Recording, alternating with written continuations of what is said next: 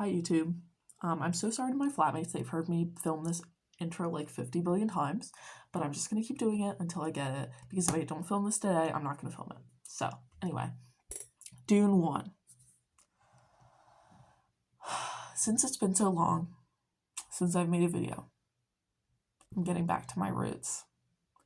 And by my roots, I mean finding the incestuous undertones in a film. So, that's what this is going to be about. If you don't like incest, well, okay, look, I don't like incest. I'm not insinuating anyone willing to watch this video likes incest, but if it specifically hurts your feelings, makes you queasy, I wouldn't watch this one. Much love, okay? That's going to be the whole video. Nothing graphic, of course, because nothing graphic happened in the movie, but you know how it is, right? Now, context, I watched Dune 1 when it came out in theaters, and I watched it again this past weekend because I was going to watch Dune 2. But I haven't seen Dune 2 yet, so if any of this video is dramatically ironic, what the fuck ever is all I have to say to that. What the fuck ever, you know? Also, it's going to be Spoiler City. Okay, we live in Spoiler City now. If you don't want any spoilers, don't watch. Okay, there's my disclaimers out of the way. Without further ado, here is my notes. We're going to be going point by point on why I believe there's some incest undertones in Dune 1. I'm not going to say it's fully intentional because I'm not in the writer's or the director's brains, but I don't believe I'm being ridiculous, obviously. And I believe that my reading here is thematically cohesive with the rest of the film. And we'll get to why I think that later. Hopefully not much later, because I've filmed this video several times. And they say practice makes perfect. I mean, clearly it doesn't, because I can't even say the word practice, but, you know, we can hope, right? All right. So the first scene that I think has incest in it, vibes that is the first one between Paul and his mom. Yeah, the very first one. I know, it's immediate. Okay, let's just say that the incest vibes are heavy in the air from the get-go. Okay, they did not pass go. They did not collect $200. So the first interaction between Paul and his mom is like, hey, I need you to prove that you can use the compulsion voice by doing it to me. Okay, I need you to take my free will, make me give you this cup. Now, there's nothing on the face of that that's like sexual, but whenever a piece of media has a will transferal, I tend to see that in a sexual light. And maybe that's just me, but recently I watched, obviously, the ContraPoints video Twilight, in which she discussed sexuality and oneness and the fear of melding with another person and losing yourself in the process as part of sexuality. And that kind of gave me a way to explain why I feel that way when in media there's a will taken away. I interpret it as being a sex thing, or at least having that undertone, right? And this scene is that. And on a real world level, I personally, my experience is that if someone is asking for their personal free will to be taken away, that rarely happens outside of a sexual context. People don't go up to each other and ask them to make them do stuff. Like, that's not something that's asked for. And if it is in a non-sexual context, often somebody will make a joke about how that's kinky. My personal experience. Maybe you've had a different one, but I just read even this initial scene as having some subtext. All right, I'll get on to the next one. So this scene, one of the most affecting in the film, is the one where he puts his hand in a box of pain, right? We love some torture in a film. Okay, as long as there's no gore. I love torture in a film as long as there's no gore. Like metaphysical torture, the kind of mental torture, the water, the torture in the Princess and the Bride. Love that one. Love that torture. Just any kind of torture that doesn't involve physical body parts being mangled. Like no fingernails coming off. I hate that. That makes me sick. But like just abstract the concept of pain, I support it. I enjoy it. I appreciate it, right? Do not read into that whatsoever. But yeah, anyway, Paul puts his hand in a box of pain, and he's like moaning and wailing, and his mom is outside of the room listening and clutching herself as if his pain is her pain. That's already a bit weird, because the oneness, which again, sexuality, the oneness is a little much. Like, why are you seemingly physically feeling his pain? Like, that's suspicious to me. Okay, like, are you sharing a body? This is not... It mirrors how, he used to be a part of her body. She used to be pregnant with him. She gave birth to him. But now they're separate people, and they should not be feeling the same thing. But there she is, voyeuristically sitting in on her son, feeling this pain, and it's giving her pain. It's like a bit much. And I think if they had not wanted it to be a bit much, they could have filmed it differently. She didn't need to be doing that body language. It could have been different. And that's going to be a running theme throughout when I'm talking about my bullet points, is just they could have made a different choice and they didn't. So I think the most smoking gun thing is, well, until we get to later, the most smoking gun incest part of the film to me was when Paul is having these dreams about his love interest, played by Zendaya. I don't know what her actual name is in the movie. I don't care. She's fucking Zendaya. Okay, I'm gonna call her Zendaya. He's having these dreams about her, and they're like sensual dreams. Like it's sunlight shining through her hair, it's her eyes glittering, it's her like slow-mo leading him through caverns, it's the linen whistling across her legs, it's all that, and also at one point in the dream, they almost kiss. And presumably he gets stabbed as well, which is like, oh goodness. Stabbing? It's giving sexual illusion. It's giving metaphor. Okay, but anyway, that's another idea for another video. But yeah, so she's the love interest.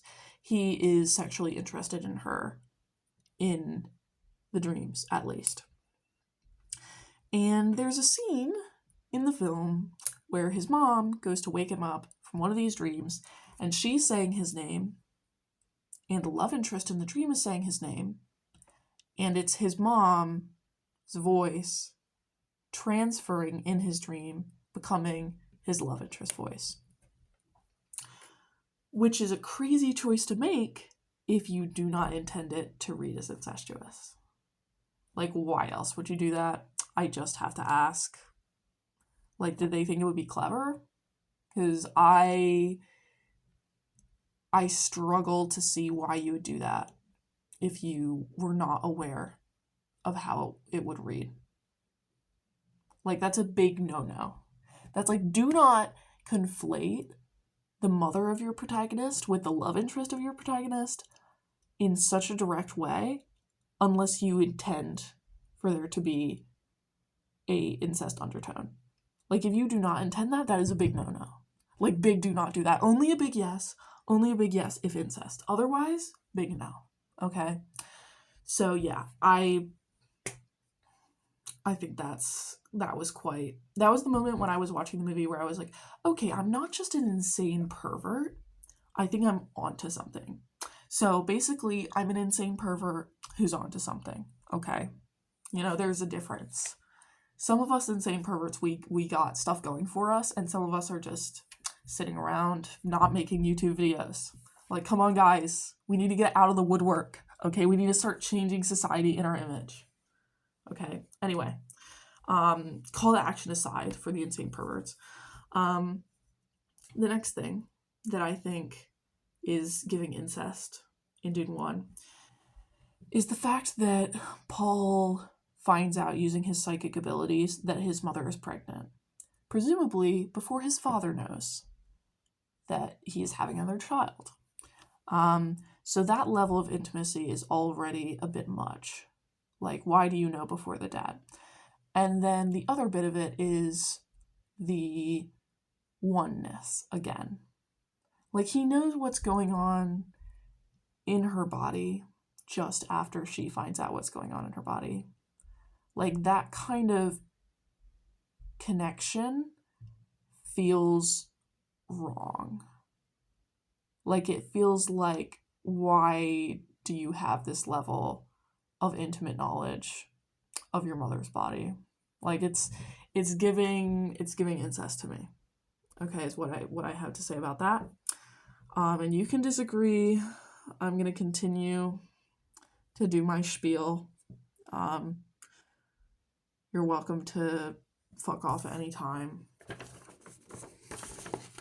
I've been having a bit of a crisis of self-confidence. I don't know if you can tell, but it's fine. It's literally fine. It's gonna be fine. I'm getting back on track, okay? This is helpful to me. All right, I'm reminding myself who I am by talking about the incestuous undertones of a film on youtube.com. Now, the next bit that I think gives incest vibes, I'm doing topic sentences. Can you tell? It's almost like I'm doing a professional essay, except I'm not. So, him and his mom get kidnapped, right? They get kidnapped by some guys, like 3 guys, 2 guys, I don't remember how many guys. There were guys there. And they tape the mom's mouth because they know she can do the compulsion voice, but they don't tape over Paul's mouth because they don't know he can do the compulsion voice. And so him and his mom are having like a sign language conversation about whether or not he should use the voice. And his mom is telling him, don't use the voice. And he's like, okay. And then the captors basically threaten to rape the mom. They're like, all right, we're going to dump Paul and we're going to spend a long time with the mom. I've never been with a lady of whatever, right? The implication is they're going to sexually assault her. And that is the impetus for Paul going and using the voice. He saves her in this scene. He saves her from sexual assault. Now, nobody wants their mom to be sexually assaulted unless they have a mental illness that warrants them being put away in somewhere, right? Or maybe they're Eminem, who knows? But most people don't want that to happen, right? So on one hand, it's completely reasonable that he would save his mom from this fate. On the other hand, we gotta look at the narrative connotation and what kind of stories we usually see this beat play out in, right? Like, usually, when a man saves a woman from a sexual assault, the most common time I see that portrayed in media, it's in romance media. And we can talk about that being problematic, which I will at some point. It's an essay concept I've had for like ages and ages. I just haven't gotten around to it because it would take it looking at a bunch of different examples, and that's tiring. Fucking example. Like, can I just talk about one thing and just blow smoke out of my ass for 20 minutes? I mean, obviously I can. Look at how long this video is. But I feel like the topic would deserve some more serious research, and I just don't feel like doing that. So yeah, you'll have to take my word for it or think for yourself on the idea that men saving women from sexual assault is most common as a romance beat. I'm thinking Wattpad. I'm thinking Anastasia Gray. Christian Grey. I'm not dead naming Anastasia, that's her married name, you know. So yeah. That's a romance beat to me. You can disagree if you want, but I think that's true. And that there are a bunch more beats that I'm about to talk about that I think read as not necessarily in the movie as romance, but the fact that they're more common in romance than in character studies of mothers and sons, as far as those exist, brings that connotation. Okay? So, the next scene that's a bit weird to me is when they change in front of each other. And it's not an immediate smash cut. It's like Paul starts taking off his shirt and his mom like looks at him. And then afterward, Paul is helping his mom put her clothes like together because it's like a suit or whatever. And that's just kind of unnecessary. You know, like they didn't have to show that much of it on either side. And, you know, if they wanted to show Paul knowing how the clothes worked, he could have shown her by strapping his own clothes, or he could have done her shoes, but instead you have like this shot of him over her shoulder doing up her, like, whatever part of the clothing that was. And it's just a bit too much. Like, just a little bit too much. And that kind of classic, it has that classic romance scene vibe of like, oh no, we're in an unfamiliar location, we have to change. I guess we'll just have to turn around. And then there's also like, you know, sharing the tent. Oh no, there's only one tent. Guess we have to share. Oh no, these guys are gonna rape you. Guess I gotta stop it from happening. It's like, those don't read as like sci-fi beats to me as much as they read as romance beats transposed onto sci-fi. So, you know, it's bringing with it all of the shit from that genre for me. I keep saying it, but it is also like 10:30 p.m. and I've had a really long day. So, if that helps contextualize my behavior, there you go. So, okay, on to some of my most important points, which I apologize for taking this long to get to. Classic mother-son incest narratives. I'm thinking Oedipus, mainly, because, you know, what else do you think of when you think mother-son incest? You know, it's Oedipus. Oedipus all the way down. A big part of that narrative is the death of the father and replacing the father with the son, right? And that, in a lot of ways, feels like exactly what happens in the last part of Dune 1, where the father dies and his son goes off with his mother and literally puts on his father's ring in front of her, taking on his title and his will, fearing a war in his father's name. He's carrying on in his father's footsteps, not only in position and political will, but in becoming the companion and protector of his mother.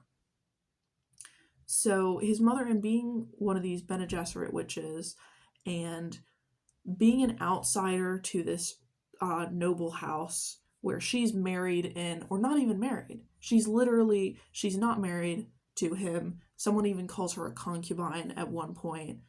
She's kind of on this shaky ground where her connection to power is her sexuality, the fact that she can birth this man's children, that she is connected to this clan of female witches, and has this relationship to this guy, Paul's father.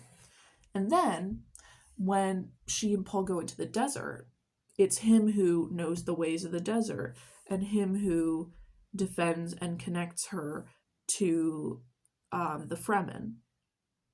So he takes on his father's role in connecting her to the people and protecting her from the danger they're in.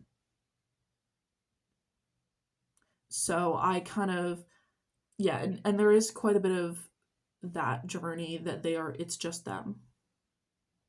So there is this sense of companionship in the after the father's loss. So there's kind of a lot, the father replaced by the son in both position and relationship to the woman, his mother.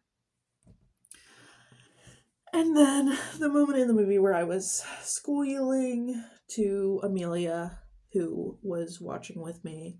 Amelia, who's been on the channel before, love you, queen. Shout out to you for being the bestest girl in the world. Except my mom. Bestest woman in the world. Amelia, bestest girl. Ren's mom, bestest woman. There you go. All right. I'm glad we could settle that in this video.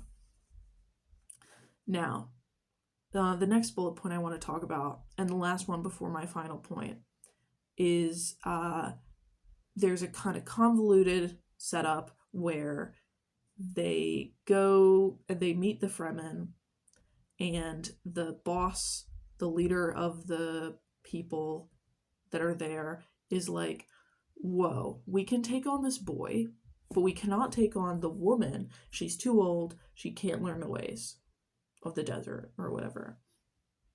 And the mom is like, no, I can. And she fights him. And she wins. And Paul is up on like this ledge and he's ready to snipe if anything goes wrong, right?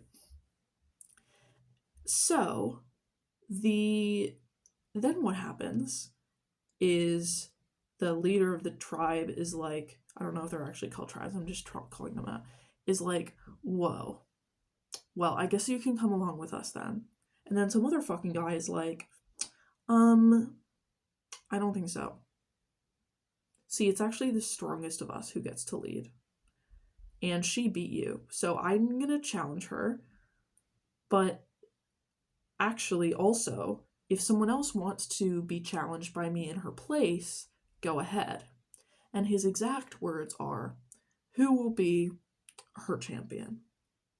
And Paul is like, me! I'll be mommy's champion today. Now, there's your plot recap. Quick, do we see any issues? Any incestuous undertone to mommy's champion? Have I taught you well?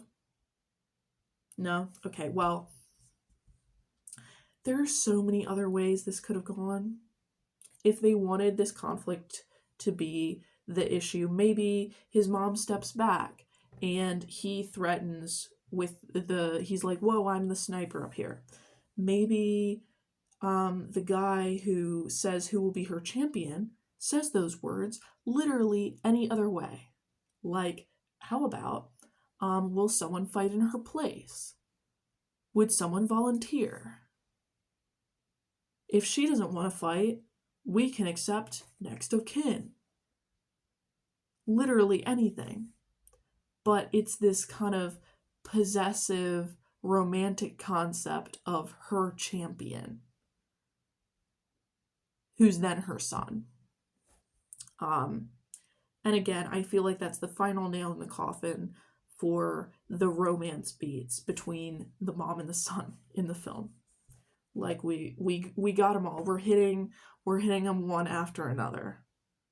Now finally we got man stepping in to fight for the woman as her champion. Like, okay, all right. I hope I've convinced you that this relationship has incest vibes. If not, I apologize, or congratulations. Either one, you pick, right? But yeah, I'll get to very last point and final note. an overarching argument. We're 25 minutes in. When they initially escape being kidnapped, they're in this tent, and Paul accuses his mother of doing something perverse in that she turned him into a freak.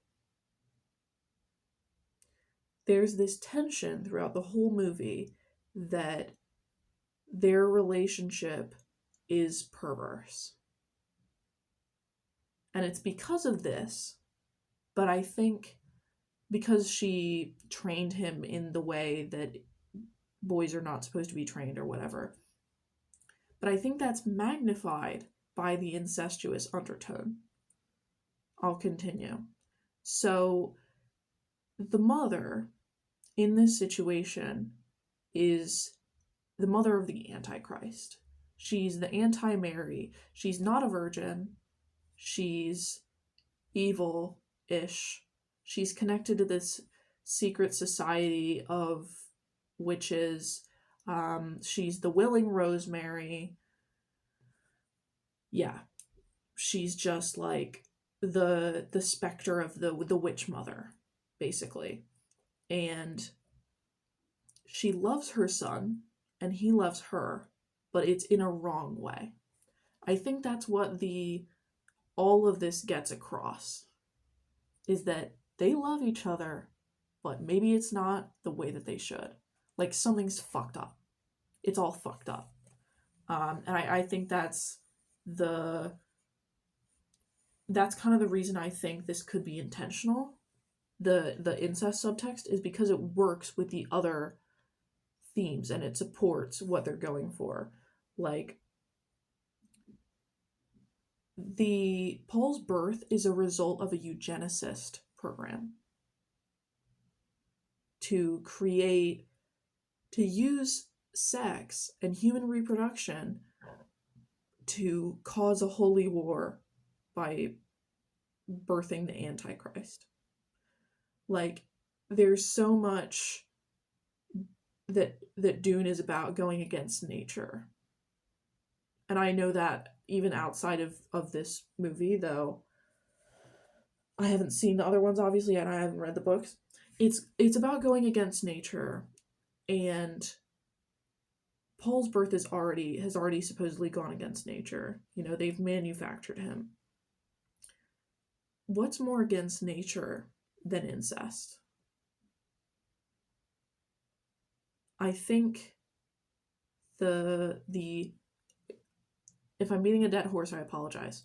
I believe in Dune 1, the incest undertones are present, and they support the broader themes and context surrounding the mother-son relationship that it's at the heart of the first movie.